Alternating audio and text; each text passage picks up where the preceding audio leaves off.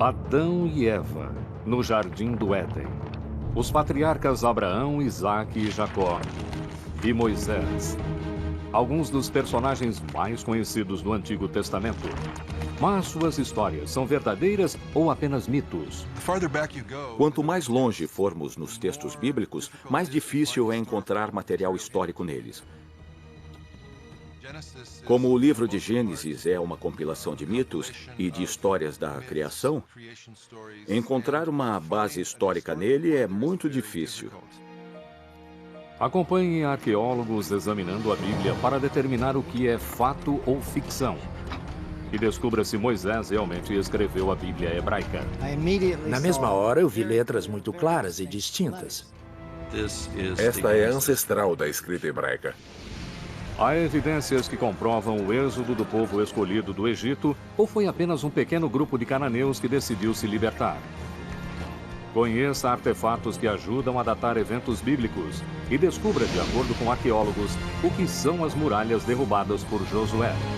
O fogo aqui foi, como posso dizer, o maior de todos os fogos. Acompanhe os especialistas enquanto procuram pontos em comum entre a ciência e as escrituras e tente desvendar os mistérios da Bíblia hebraica. Os mistérios da Bíblia hebraica.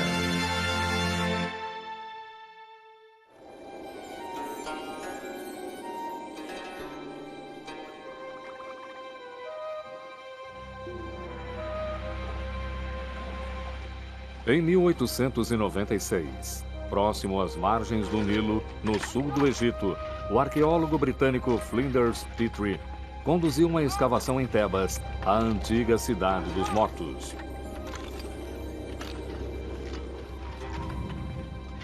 Neste local, ele fez uma das descobertas mais importantes da arqueologia bíblica.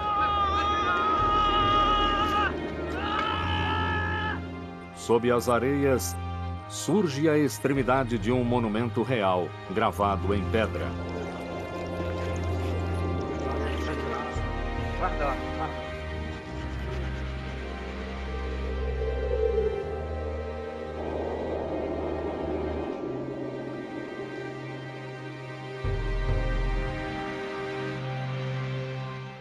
O objeto, feito em homenagem ao faraó Merneptah, filho de Ramsés o Grande, ficou conhecido como a Estela de Merneptah.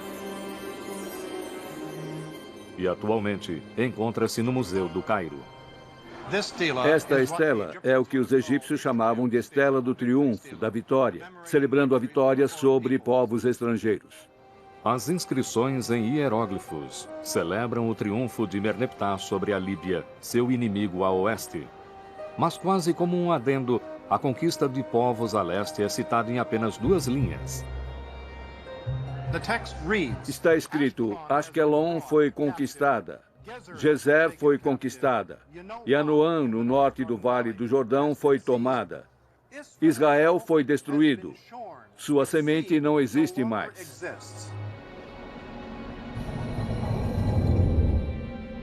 A história prova que o faraó estava enganado. Em vez de representar sua aniquilação, a Estela de Merneptah anuncia a entrada no palco mundial de um povo chamado Israel. Esta é uma prova valiosíssima de um grupo étnico chamado Israel no Planalto Central do sul de Canaã. De acordo com a cronologia egípcia, o documento data de 1208 a.C.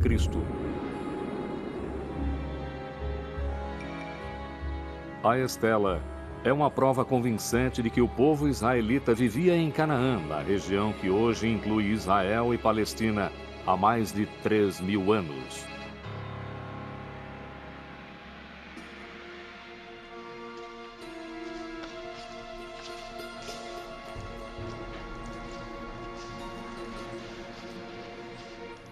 Os antigos israelitas são mais conhecidos por meio de contos familiares que registram sua história. Abraão e Isaque, Moisés e os 10 Mandamentos,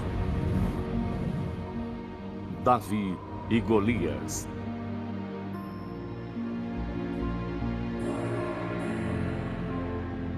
Foram os antigos israelitas que escreveram a Bíblia.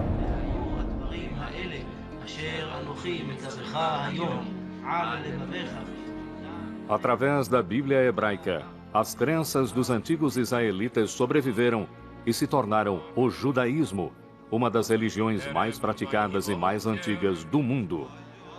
E foram os judeus que deram ao mundo um importante legado, a crença em um único Deus.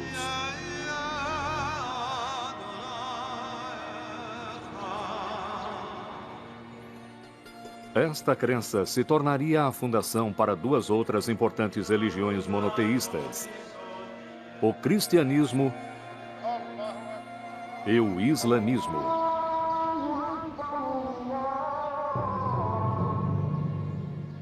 Também chamada de Antigo Testamento, para diferenciá-la do Novo Testamento, que descreve os eventos do início do cristianismo, a Bíblia hebraica e a crença monoteísta são parte integrante da cultura mundial. No entanto, nos tempos antigos, todos os povos, incluindo egípcios, gregos e babilônios, adoravam vários deuses, normalmente na forma de ídolos.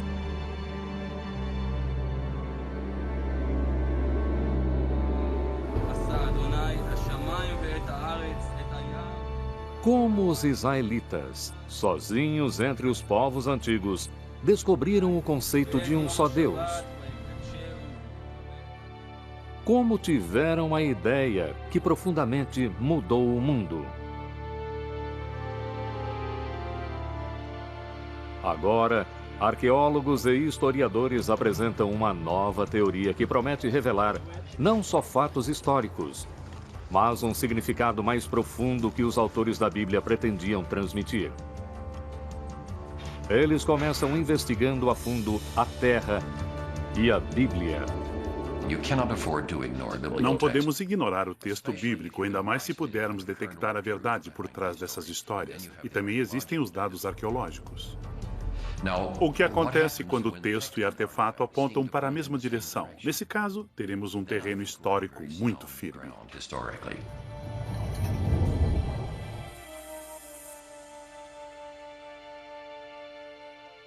Estudiosos procuram pontos em comum entre a ciência e as escrituras. O mais antigo é a Estela da Vitória do faraó Merneptah, de 1208 a.C. Tanto a Estela quanto a Bíblia afirmam que os israelitas viviam na região de Canaã, que atualmente inclui Israel e Palestina. É neste lugar, entre dois dos maiores impérios, que a história de Israel se desenrola. A Bíblia hebraica está repleta de histórias sobre as origens de Israel. A primeira é de Abraão, que deixa a Mesopotâmia com a família e viaja para a terra prometida, Canaã. O Senhor disse a Abraão: sai de tua terra, da casa de teu pai, e vai para a terra que eu vou te mostrar. Farei de ti uma grande nação e te abençoarei, e engrandecerei o teu nome. Gênesis 12, versículos 1 e 2. Segundo a Bíblia, esta promessa estabelece uma aliança, um contrato sagrado entre Deus e Abraão. Para celebrar a aliança, Abraão e todos os homens seriam circuncidados. Seus descendentes seriam o povo escolhido. Eles frutificariam, multiplicariam e habitariam todas as terras entre o Egito e a Mesopotâmia. Em troca, Abraão e seu povo, que se tornaria os israelitas, deveriam adorar um único Deus.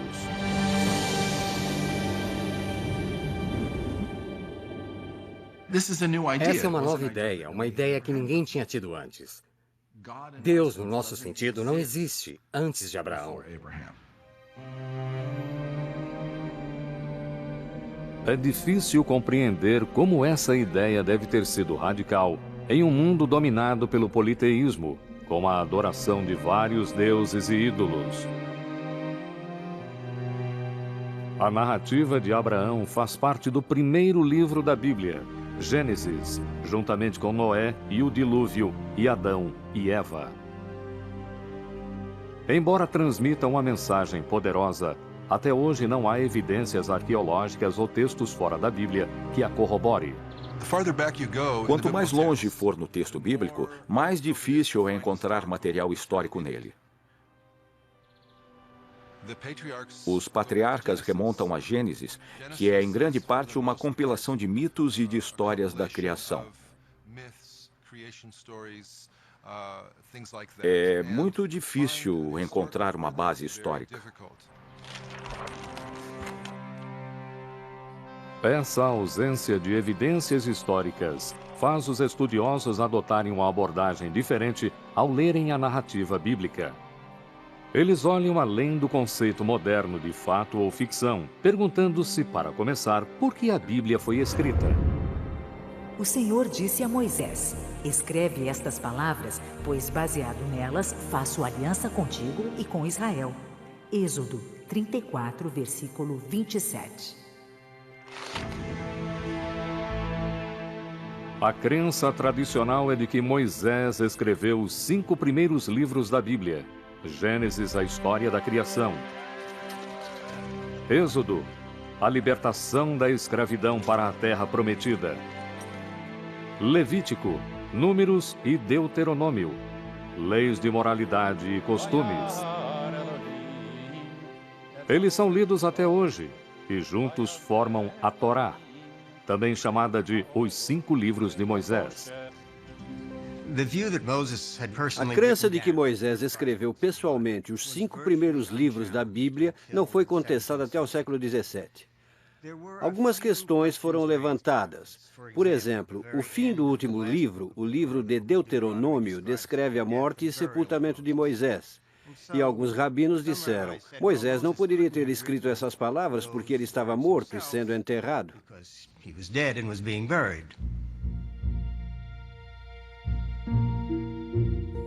Investigando o texto detalhadamente, encontram-se outras discrepâncias. Por exemplo, quantos animais de cada espécie Noé deveria levar à arca? Um texto diz 2, um par de cada animal. Outro texto diz 7 pares dos animais puros e apenas 2 dos animais impuros. Em um capítulo, a Bíblia diz que o dilúvio durou 40 dias e 40 noites, mas no seguinte diz que foram 150 dias. Para ver se a água havia baixado, Noé envia uma pomba, mas na sentença anterior ele envia um corvo. Há 2 versões completas da história do dilúvio misturadas na mesma página.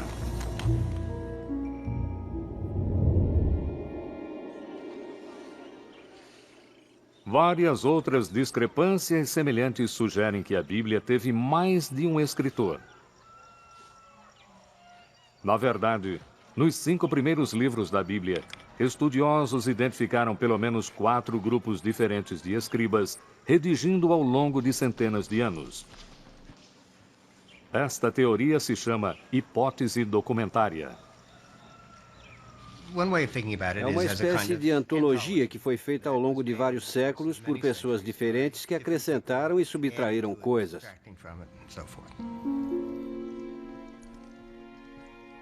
Mas quando a Bíblia começou a ser escrita?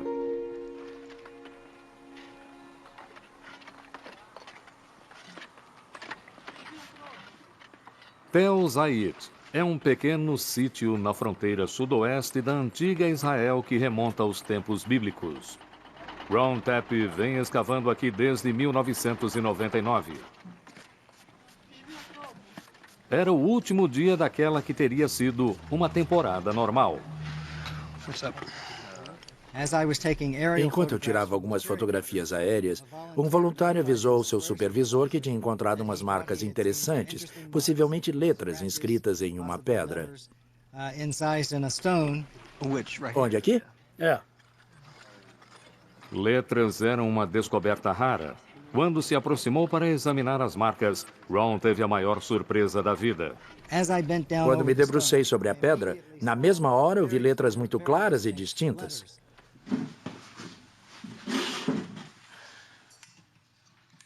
Ron retirou a rocha e a levou ao laboratório em um quibutz próximo.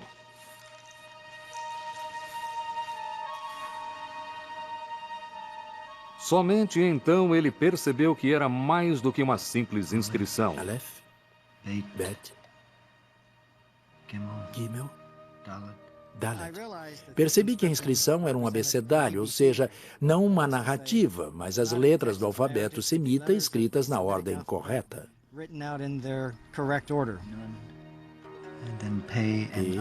E Ain são difíceis de ler, mas estão aqui. Essa escrita é uma antiga forma do alfabeto hebraico. Foi encontrado o alfabeto completo e não apenas 2 ou 3 letras aleatórias. Tudo indica que este é o ancestral da escrita hebraica.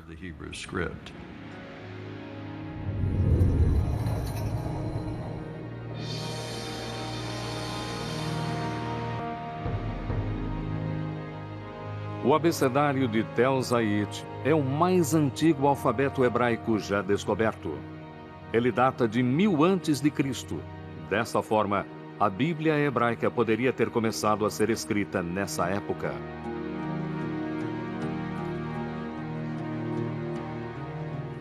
Para descobrir o texto mais antigo na Bíblia, estudiosos analisam a ortografia, a gramática e o vocabulário hebraico.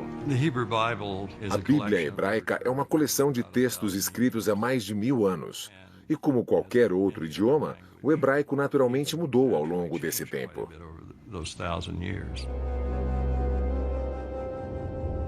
Estudiosos examinam a Bíblia no hebraico original em busca da linguagem mais arcaica e, portanto, das passagens mais antigas.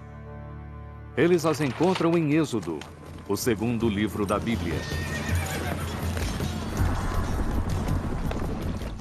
Precipitou no mar os carros do faraó e seu exército. A elite das tropas afogou-se no Mar Vermelho. Êxodo 15, versículo 4.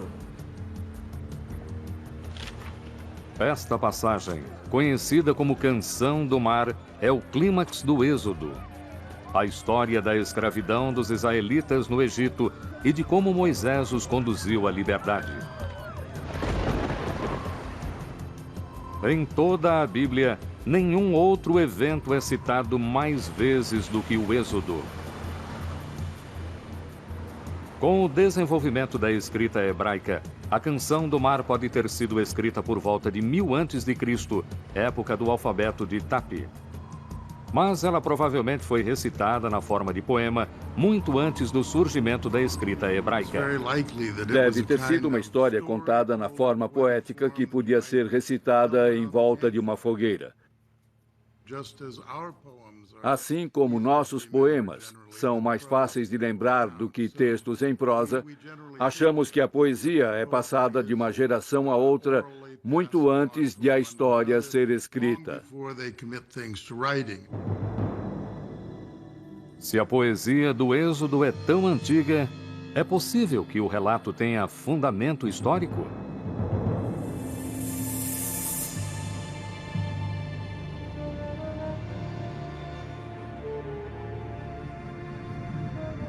Aqui, no delta oriental do Nilo, no Egito, em uma paisagem repleta de ruínas e de monumentos caídos, arqueólogos descobriram uma cidade perdida.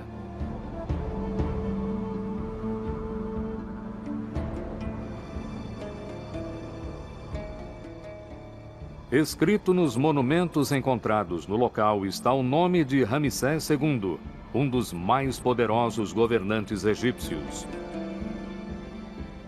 Ele é tradicionalmente conhecido como o faraó do Êxodo.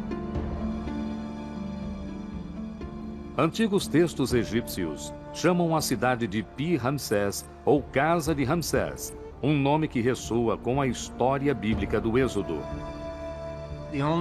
Os únicos itens mencionados na história do Êxodo que podemos ligar a um material não bíblico são as cidades que os hebreus foram obrigados a construir. E elas se chamam Pithom e Ramsés.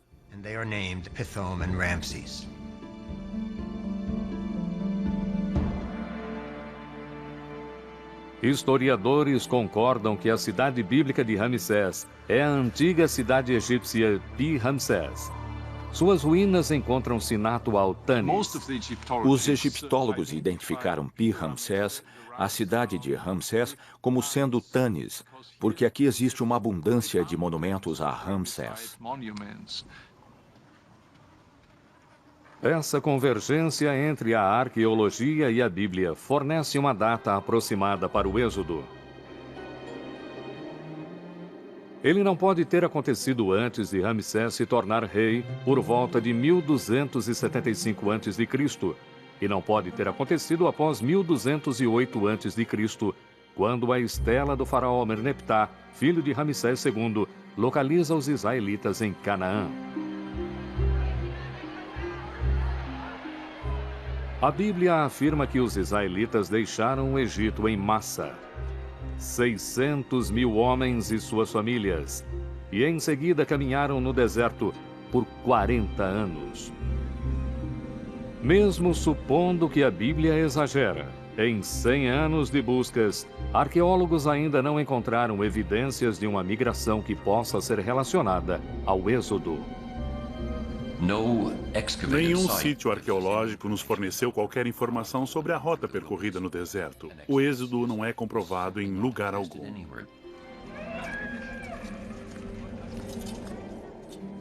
Após o Êxodo, a Bíblia afirma que Deus finalmente leva os israelitas à terra prometida, Canaã.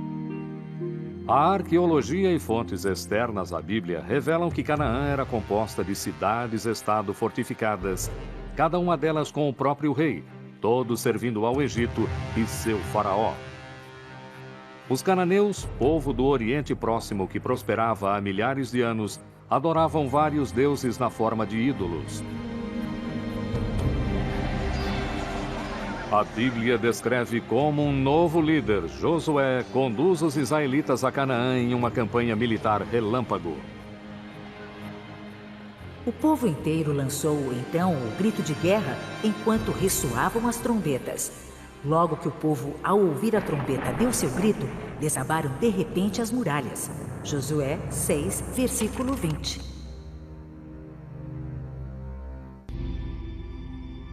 Nos anos 1930, o arqueólogo John Garston escavou em Jericó a primeira cidade cananeia na campanha de Josué. Ele descobriu evidências claras de destruição e declarou ter encontrado as muralhas derrubadas por Josué.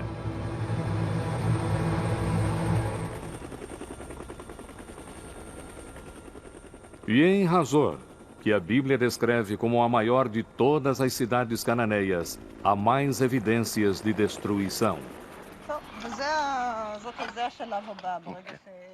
Hoje, Hazor está sendo escavada por um dos principais arqueólogos israelenses, Amnon Ben-Tor, assistido por sua protegida e co-diretora, Sharon Zuckerman.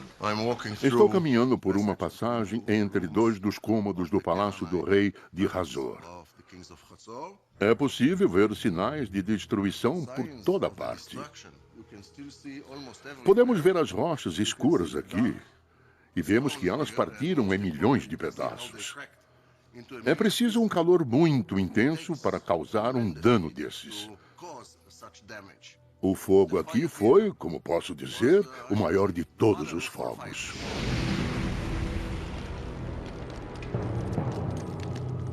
Entre as cinzas foi encontrada uma estátua profanada, possivelmente do rei ou do deus patrono de Hazor.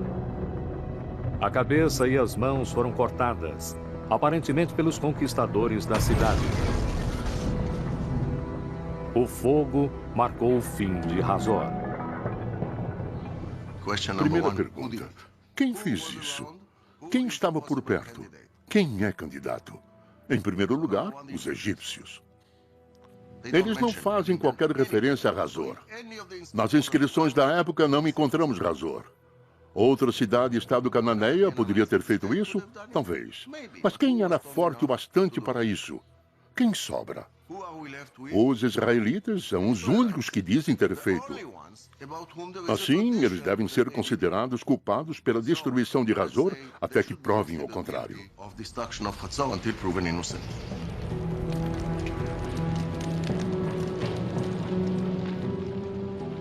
E a outra cidade-estado cananeia destruída por Josué e seu exército de israelitas.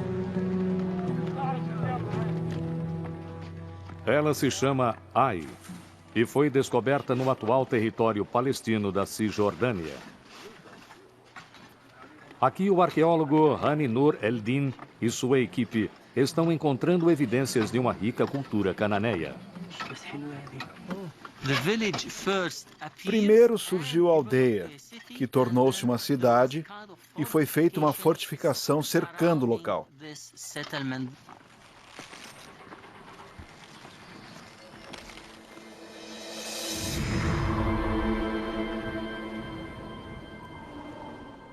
Estas ruínas já fizeram parte de um palácio e de templos magníficos que foram destruídos.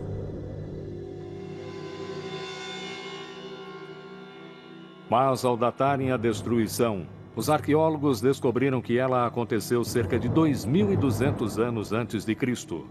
Jericó foi destruída em 1500 a.C. e Hazor em cerca de 1250 a.C. As cidades-estado não foram destruídas ao mesmo tempo. Há um intervalo de quase 1000 anos. Na verdade, dos 31 locais que a Bíblia afirma que Josué conquistou, poucos possuem algum sinal de guerra. Não há evidências de conflito armado na maioria desses lugares. Também se sabe que a maior parte das cidades cananeias, que supostamente foram destruídas pelos israelitas, não foram destruídas, ou foram destruídas por outros. Uma única invasão militar, liderada por Josué, não justifica a chegada dos israelitas em Canaã.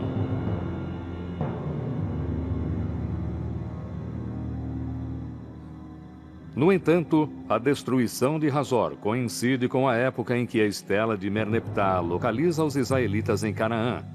Então, quem destruiu Hazor?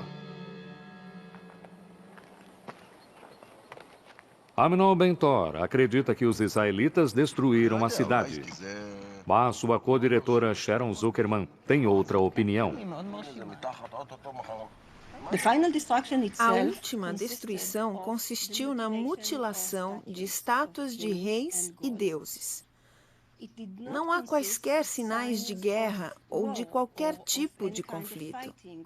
Não há armas nas ruas, como vemos em outros locais destruídos por estrangeiros. As escavações revelam que Hazor tinha uma cidade baixa, onde viviam populares, servos e escravos, e uma cidade alta ocupada pelo rei e pela elite. Sharon descobriu nos palácios da elite áreas de ruínas e abandono. Para os arqueólogos, são sinais de uma cultura em declínio e de uma rebelião interna.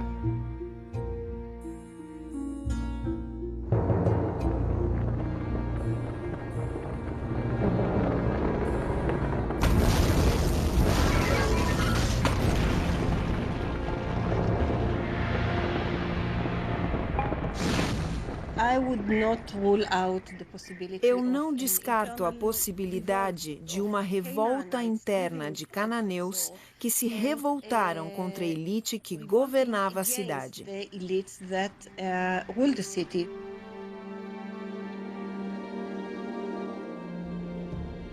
De fato, todo o sistema cananeu de cidades-estado, incluindo Hazor e Jericó, cai por terra.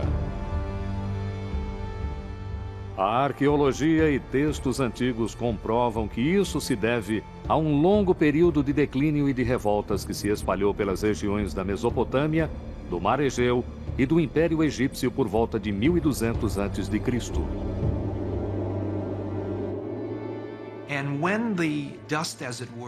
E quando a poeira baixa, quando podemos ver o que assume o lugar dessas cidades,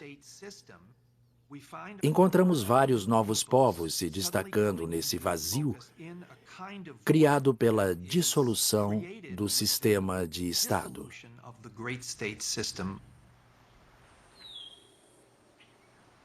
Seria possível encontrar os israelitas entre esses novos povos?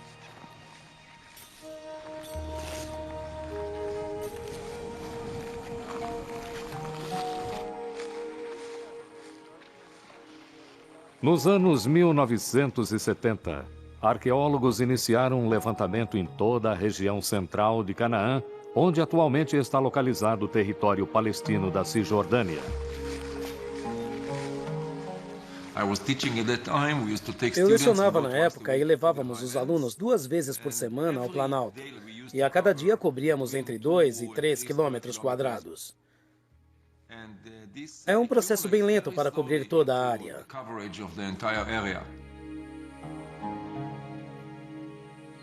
Israel Finkelstein e um grupo de arqueólogos cobriam uma grande área coletando todos os fragmentos de cerâmica antiga encontrados na superfície.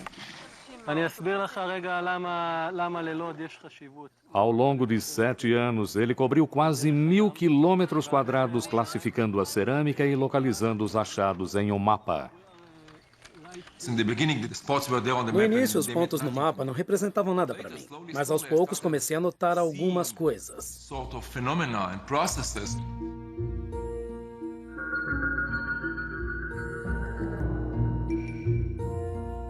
Datando a cerâmica, Israel descobriu que antes de 1200 a.C.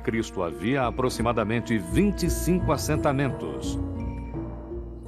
Ele estima que a população total desses assentamentos era de 3.000 a 5.000 habitantes. Apenas 200 anos depois, há um grande crescimento no número de assentamentos e de habitantes. De repente, há um grande crescimento populacional. Estamos falando de 250 sítios. E a população cresce 10 vezes, de pouco mais de 1.000 para 45.000 pessoas. É um aumento muito grande e não ocorreu de forma natural. Esse índice era impossível nos tempos antigos.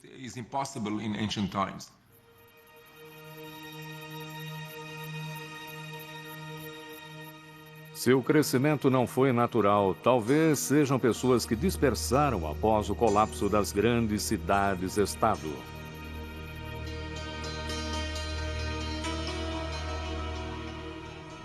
A partir de então, evidências de uma nova cultura são descobertas. Um tipo de habitação simples nunca antes visto. E que fica no local exato em que a estela de Merneptah e a Bíblia localizam os israelitas.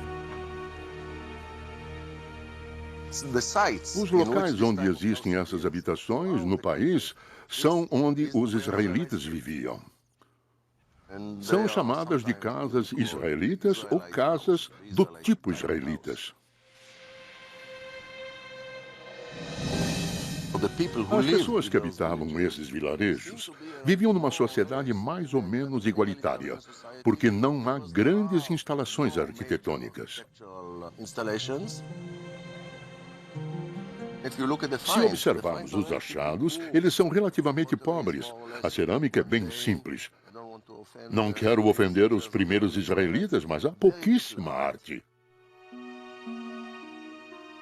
Curiosamente, a cerâmica encontrada nesses locais é muito semelhante à encontrada em antigas cidades cananeias como Hazor.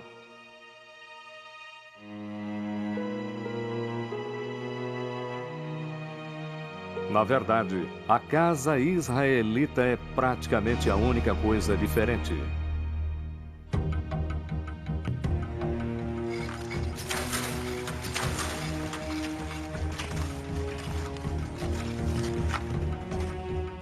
Essas semelhanças estão levando os arqueólogos a uma conclusão surpreendente quanto às origens dos antigos israelitas.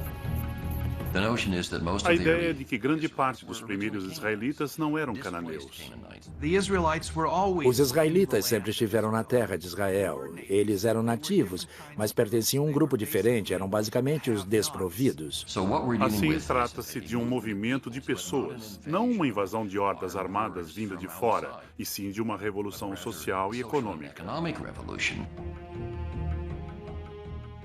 Textos antigos descrevem como os governantes egípcios e seus reis vassalos cananeus oprimiam as classes mais baixas com altas taxas e até escravidão. Uma nova teoria com base em dados arqueológicos sugere o que aconteceu em seguida. Com o declínio desse sistema social opressivo, famílias e tribos de servos, escravos e cidadãos comuns viram a chance e a aproveitaram. Em busca de melhores condições de vida, eles abandonaram as velhas cidades-estado e se dirigiram ao Planalto. Livres da opressão do passado, eles emergiram em um novo local, como um novo povo, os israelitas.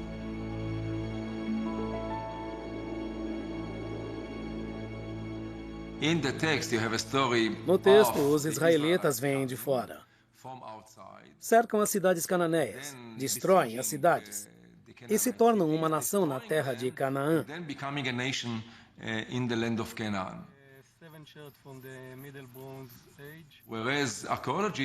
A arqueologia diz o oposto.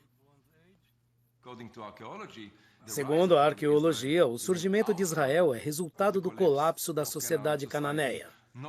Não há causa desse colapso. A arqueologia revela que os israelitas eram originalmente cananeus.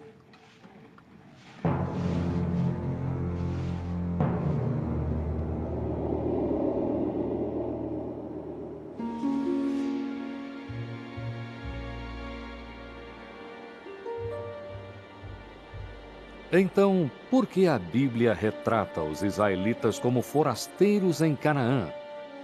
E a saída de Abraão da Mesopotâmia, de Moisés conduzindo os escravos para fora do Egito e em direção da terra prometida, e Josué conquistando Canaã vindo de fora? A resposta pode estar no desejo de criar uma nova identidade. A identidade, segundo os psicólogos, é criada ao falarmos sobre o que não somos ao falar dos outros. Para descobrir quem sou, devo saber quem eu não sou. Uma ausência clara nos vilarejos israelitas são os grandes palácios e as cerâmicas extravagantes associadas aos reis e à elite de Canaã. Os israelitas não gostavam do sistema cananeu e se definiam em contraste com esse sistema. Ao não usarem cerâmicas decoradas ou importadas, criaram uma ideologia de simplicidade que marcou a diferença entre eles e o sistema cananeu egípcio.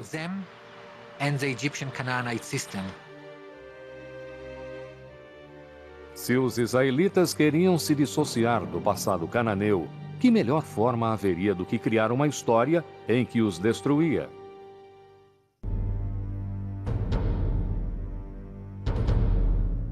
Mas as histórias de Abraão, do Êxodo e da conquista servem a outro propósito. Elas celebram o poder do que a Bíblia afirma ser a principal distinção entre os israelitas e todos os outros povos: seu Deus. Mais tarde, no judaísmo, o nome de Deus foi considerado tão sagrado que jamais deveria ser falado. Não sabemos exatamente o que significa, nem como era pronunciado, mas parece que era o nome pessoal do Deus de Israel. Assim, seu título era Deus, e seu nome eram essas 4 letras, YHWH, que provavelmente eram pronunciadas Yahvé.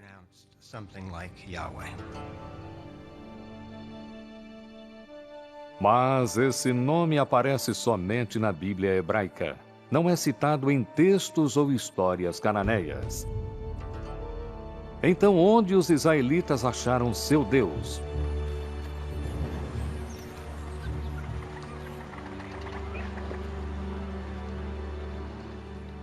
A busca pelas origens de Yahvé levou os estudiosos ao Antigo Egito.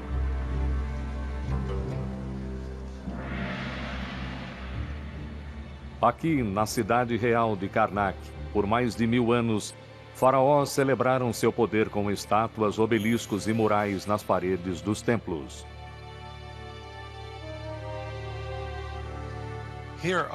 Aqui, na muralha norte de Karnak, temos cenas que retratam vitórias e batalhas de Seti I, pai de Ramsés o Grande.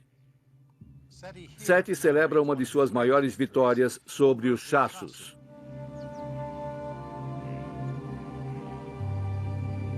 O povo Chasso vivia no deserto do sul de Canaã, onde atualmente estão a Jordânia e o norte da Arábia Saudita, e na mesma época em que os israelitas surgiram.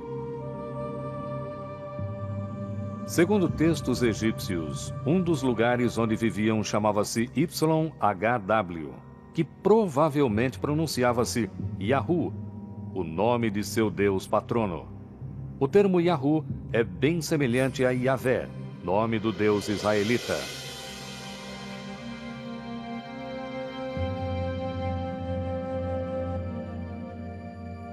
Na Bíblia, o lugar onde os Chassos viviam é chamado de Madian. É neste lugar, antes do êxodo, que Moisés encontra Deus pela primeira vez na forma de uma sarça ardente. Não te aproximes daqui. Tira as sandálias dos pés, porque o lugar onde estás é chão sagrado.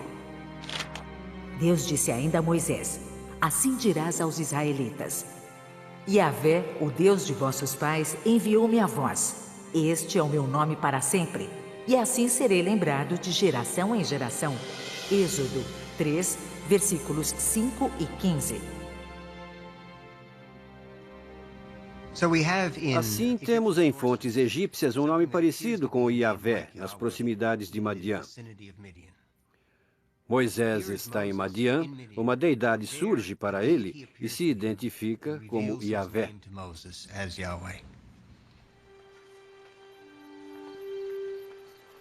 Essas conexões surpreendentes estão levando estudiosos da Bíblia a reexaminarem a história do Êxodo. Embora não haja provas para corroborar uma migração em massa, alguns acreditam que um pequeno grupo de fato escapou do Egito. No entanto, não eram israelitas e sim escravos cananeus. Na viagem de volta a Canaã, passaram por Madian, onde ouviram histórias do deus Chasso Yahu.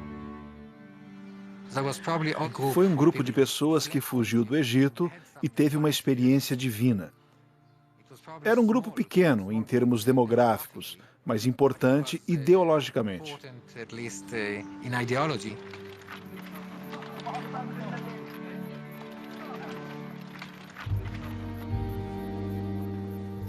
Eles seguiram para o planalto central do país, onde encontraram as tribos que haviam deixado as cidades-estado cananeias.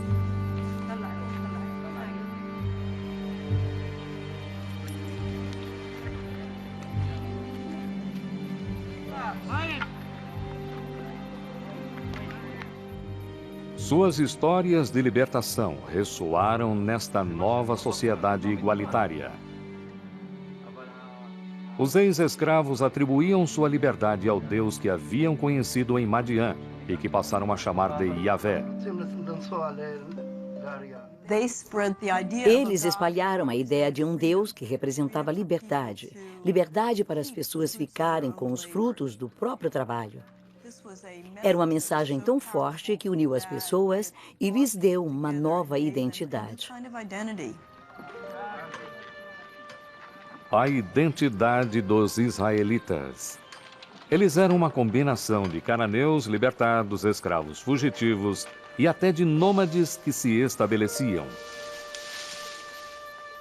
A Bíblia os chama de multidão misturada. De acordo com a Bíblia hebraica, Israel no início era uma aglomeração variada, e sabemos que isso acontece agora. Mas aquelas pessoas foram unidas por uma nova visão, e o espírito revolucionário estava presente desde o início. O povo escolhido pode ser, na verdade, de pessoas que escolheram ser livres. A história de sua fuga, contada inicialmente por meio da poesia, ajudou a forjar uma identidade coletiva entre as tribos. Mais tarde, quando escrita, tornou-se o tema central da Bíblia, o Êxodo e a libertação divina. Libertação concedida por um Deus de Madiã, exatamente onde a Bíblia relata, adotado por israelitas para representar o êxodo da escravidão à liberdade.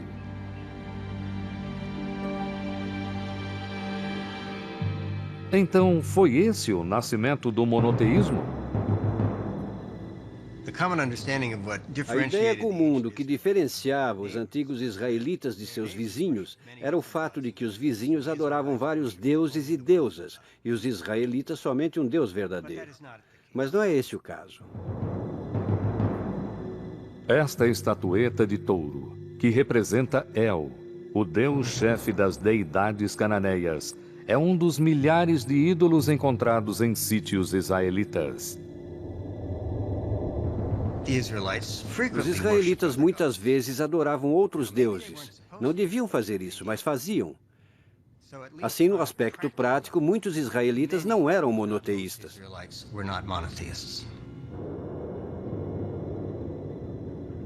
De acordo com essa evidência arqueológica, o modelo de adoração israelita de um único Deus é questionável. Mas palavras, pensamentos e ideias têm o poder de criar. Ao tentarem se definir como um povo único que adorava um único Deus, os escritores da Bíblia hebraica plantaram uma semente que por fim floresceu e se tornou a base para o monoteísmo praticado pelas 3 principais religiões do mundo atualmente. Sejam escritas por Moisés ou por escribas, as histórias do Antigo Testamento estão gravadas nos corações de milhões que encontram conforto e fé nas palavras da Bíblia.